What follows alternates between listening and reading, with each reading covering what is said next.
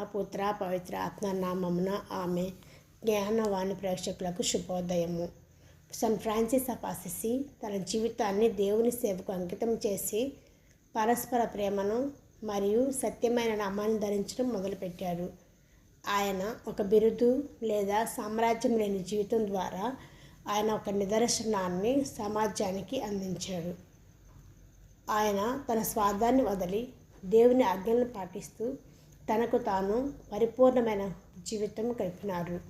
ఈరోజు మనము Saint Francis of Assisi గారు రోము నగరంలో భిక్షగాడిగా ఉండటం గురించి ధ్యానించుకుందాము. ఒకరోజు ఫ్రాన్సిస్ సంపన్నురాలైన దుకాణం యజమానురాలితో మాట్లాడుచున్నాడు.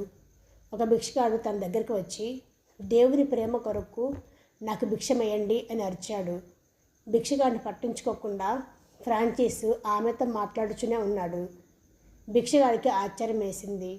ఎందుకన్నా అనేక సార్లు అడగగానే ఫ్రాన్సిస్ తనకు సహాయం చేసి ఉన్నాడు. ఆ భిక్షగాడు సనుగుకుంటూ అక్కడి నుండి కోపంగా వెళ్ళిపోయాడు.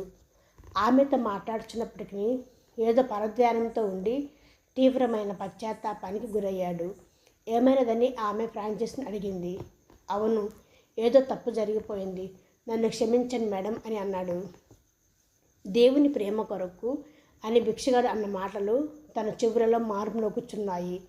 అతను ఒక జమీందారు పేరిట భిక్షం అడిగినట్లయితే ఆ స్త్రీతో 1 నిమిషం ఉండమని చెప్పి అతనికి ఎక్కువ సొమ్మునిచ్చేవాడిని. కానీ నేను దేవుని ప్రేమ కొరకు అన్న మాటలను పెడచెవిన పెట్టాను అని ఫ్రాన్సిస్ అనుకున్నాడు. తను చేసిన తప్పును తెలుసుకున్నాడు. అది అతనికి వెంటనే లోతుగా తట్టినది. ఆలోచనలో పడిపోయాడు. ఇక ఎంత మాత్రం అక్కడ నిలవక ఆ చోటు నుండి సనుగుకుంటూ వెళ్ళిన భిక్షగాడి వైపు పరుగులు తీశాడు. ఒక మనిషి భిక్షగాని వెంట పరిగెత్తి భిక్షమేయుట ఇంతకు ముందెన్నడూ జరిగి ఉండకపోవచ్చు.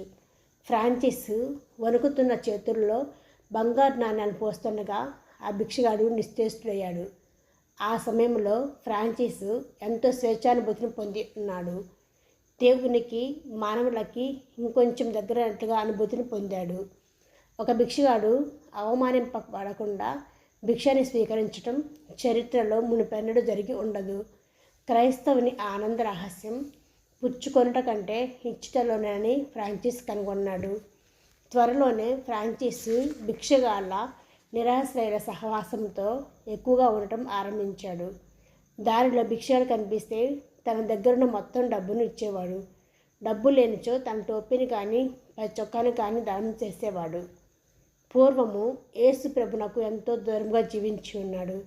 భిక్షం వేయటలో క్రీస్తుని పోలి జీవించుటకు మధ్యన ఎంతో వ్యత్యాసం ఉందని ఫ్రాన్సిస్ తెలుసుకున్నాడు. క్రీస్తుని పోలి ఉండడం అనగా పేదవానిగా అనుకువగా భిక్షకునిగా జీవించడమని గుర్తించాడు. కానీ అసిసిలో అలా జీవించడం ఫ్రాన్సిస్కు ఊహించలేనిది. రోము నగరం చేరుకొని నేరుగా సెయింట్ పీటర్స్ బసిలికాకు వెళ్ళి కొన్ని గంటల పాటు ప్రార్థనలో గడిపాడు. బసిలికా కుడివైపునున్న ద్వారం గుండా బయటకు వచ్చాడు. అచ్చట పెద్ద సంఖ్యలో భిక్షగాళ్ళు భిక్షం కొరకు అరవటం చూసి ఫ్రాన్సిస్ నివ్వెరపోయాడు. త్వరగా వారి దగ్గరికి వెళ్ళి తన పర్సులోనున్న మొత్తం సొమ్మును వారికి దానం చేశాడు. ఇంకా అక్కడ అనేక చేతులు తన వైపు చాచి ఉండటం చూశాడు.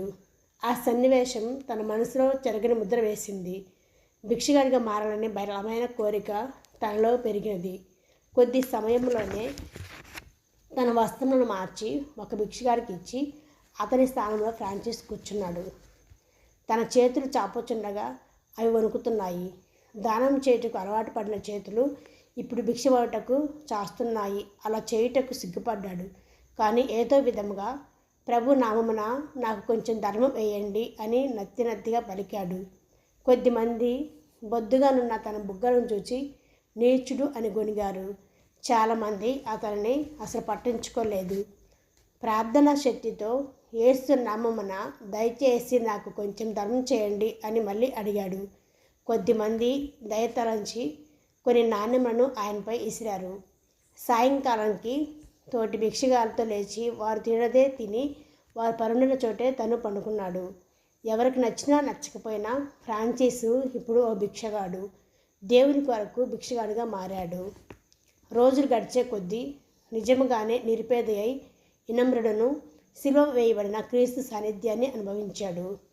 ఇతరుల ముందు చేతులు చాచడంలో, ఇతరుల దయాదాక్షిణ్యాలపై ఆధారపడటంలో ఉన్న భావాన్ని రుచి చూచాడు.